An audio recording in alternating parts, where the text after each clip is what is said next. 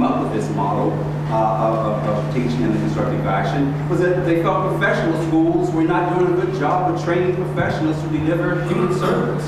That essentially what you learned in professional schools was not what people were really doing in the workplace. Well, take something like just how the disciplines are set up. Take something like psychology. Psychology 101, 102, and 103.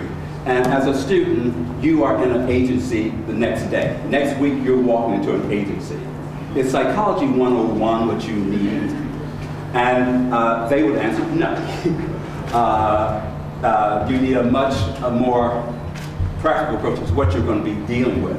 The disciplines tend to be laid out that you've got time to build up your learning. There's an urgency about purpose-centered education. No, I need it now. And that's part of the way we are structured. You know, that first semester, apparently Audrey actually originally wanted people out in the first semester in the field. And so there's because you are so thrown into the field,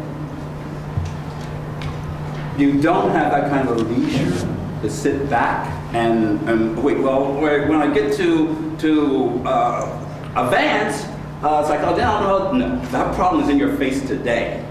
And it's up to the teachers, who are supposed to have a knowledge both of the discipline and of the field, to be able to pull out of that discipline what that student is going to need when they walk into that agency tomorrow. So that was one of the early concerns, this disconnect between what we taught in the schools and what people really did in the world. And of course, this also ties in with with why we needed the dimensions.